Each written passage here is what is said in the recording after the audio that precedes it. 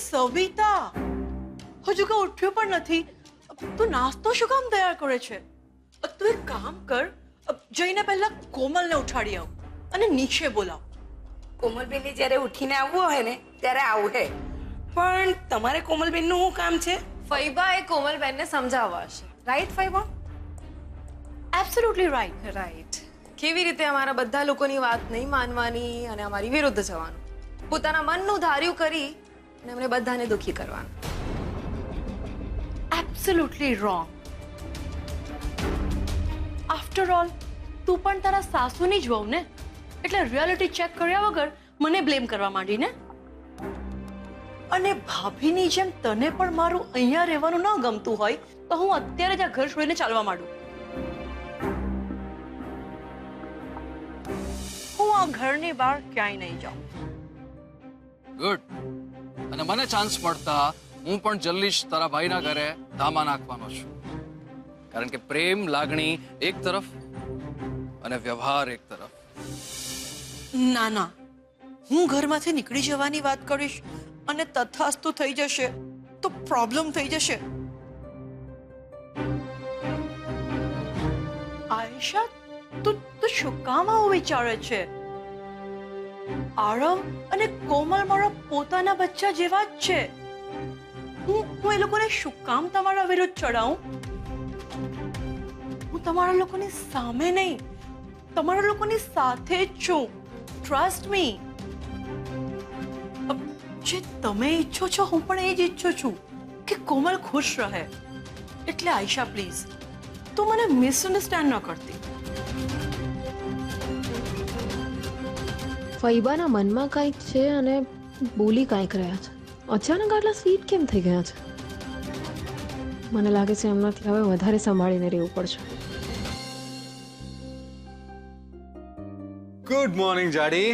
અરે શું વાત છે, આજે તારી સવાર આટલી મોડી પડી? તું રેડી છે ને? ચલ હું ઓફિસ જાઉં છું, રસ્તામાં તને કોલેજ ડ્રોપ કરી જાઉં. કોલેજ? હા, કેમ? ઓય, ડોન્ટ ટેલ મી કે મેરેજ થઈ ગયા એટલે હવે કોલેજ નથી જવું, કારણ કે મેરેજ કરવાને ને કોલેજ ના જવાને કોઈ જ કનેક્શન નથી. હા, ખબર નહીં ભાઈ, મને કોલેજ જવાનું મન નથી થઈ રહ્યું. કોમલને આ મંગળસૂત્ર અને સેથીમાં સિંદૂર સાથે જોઈને લોકો કોણ જાણે શું શું વિચારશે. આવી પરિસ્થિતિમાં એને કોલેજ મોકલવી કે ઘરે જ રાખવી? સવિતાબેન, પૌવા તૈયાર છે? હા, બસ કોથમીર નાખવાની બાકી છે. સરસ. હું શું કહું છું, આપણે થોડા મેથીના થેપલા બનાવી દો ને, કોમલબેનને બહુ ભાવે છે. હું તમને મેથી સાફ કરીને આપું છું. સારું. સોનુ બેટા, કઈ નહીં, જવા દે. નાસ્તો તૈયાર થઈ ગયો? હા, બસ થેપલા બનાવવાના બાકી છે. શું થયું? તમે કેમ ટેન્શનમાં છો? આરવ કહે છે કે કોમલે પાછું કોલેજે જવું જોઈએ, પણ કોમલની જરાય ઈચ્છા નથી. એક કામ કરો, આજે રહેવા દો, કઈ વાંધો નહીં જાય. એમ નહીં સોનુ, મને એવો વિચાર આવે છે કે જો કોમલ હવે કોલેજે જશે તો કોઈ પ્રોબ્લેમ તો નહીં થાય ને? પ્રોબ્લેમ શું કામ આવે? લગ્ન થઈ ગયા એટલે ભણવાનું થોડી છોડી દેવાય. મમ્મીજી, તમે કેમ ચિંતા કરો છો? જુઓ, મને ખાતરી છે કોમલબેન બહાર જશે, ભણવામાં ધ્યાન લગાવશે તો ચોક્કસ મિહિરના વિચારોમાંથી એમનું માઇન્ડ ડાયવર્ટ થશે. તમારી વાત હાવ સાચી આયશાબેન, પણ કોમલબેન સેથીમાં સિંદૂર અને ગળામાં મંગળસૂત્ર પહેરીને બહાર જાય તો દુનિયાને ખબર નહીં પડી જાય કે એમને લગ્ન કરી લીધેલા છે.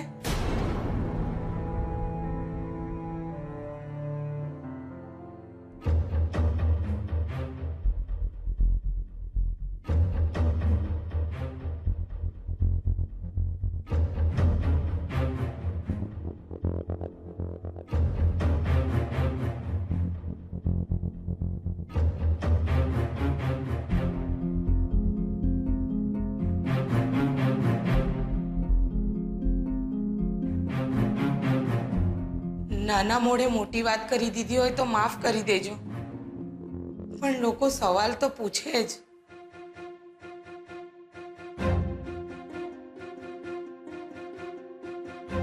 એક જ દિવસમાં કેટલું બધું બદલાઈ ગયું. મને આ ઘર અને ઘરના લોકો એકદમ અજાણ્યા લાગે છે. એવું લાગે છે જાણે હું આ ઘરની મેમ્બર નહીં પણ મહેમાન છું. કેમ અહીંયા ઊભી છે? બેસ ને. હા આશા, કોમલ આવી ગઈ છે, નાસ્તો લાવો. Good morning my princess. Morning.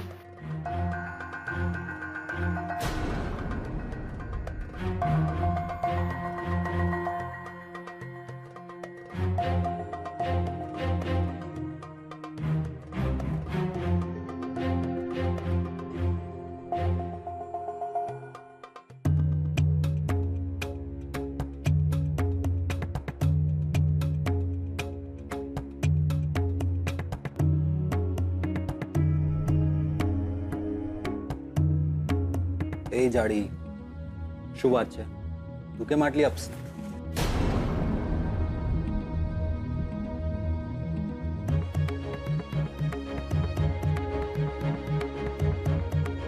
આજ કરેક્ટ ચાન્સ છે કોમલ સાથે વાત કરવાનો.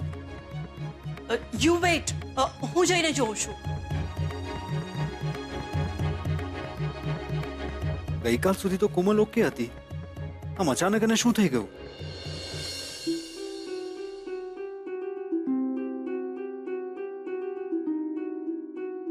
આપણે ગમે તે કહીએ પણ આ સવિતાની વાત તો સાચી છે. આપણે કોમલને આમ ગળામાં મંગળસૂત્ર અને માથામાં સેથા સાથે બહાર કોલેજે મોકલશું તો બહાર બધાને ખબર પડી જશે કે કોમલના લગ્ન થઈ ગયા છે.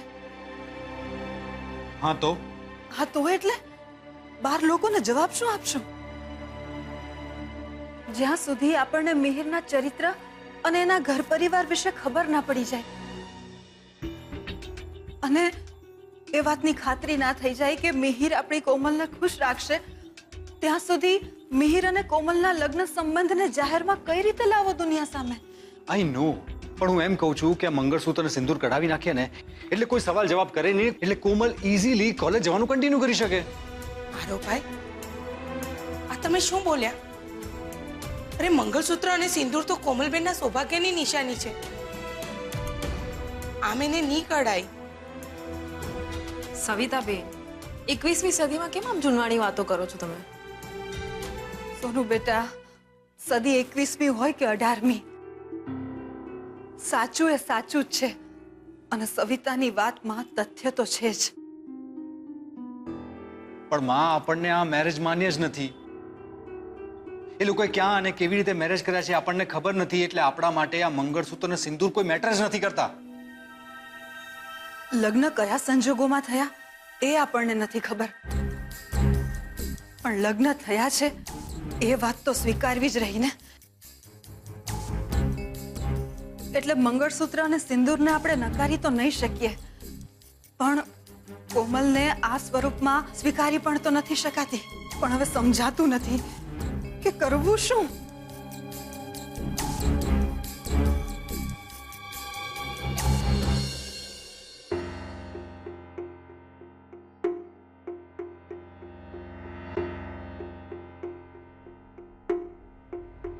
ઓએમકે, મારી સિન્ડ્રેલા આટલી અપસેટ કેમ છે? ના એ કોઈ વાત. તારી મમ્મીથી તારા મનની વાત છુપાવી શકે, મારાથી નહીં. બોલ ને, why are you so upset? I don't know. મને મારા પોતાના જ ઘરમાં બહુ અજાણ્યું લાગે છે. એવું લાગે છે જાણે હું કોઈ બીજાના ઘરમાં બીજા લોકોની વચ્ચે રહું છું. એ તો ફેમિલી મેમ્બર્સ જ જ્યારે આઉટસાઇડર જેવું બિહેવ કરે તો એવું જ લાગે ને.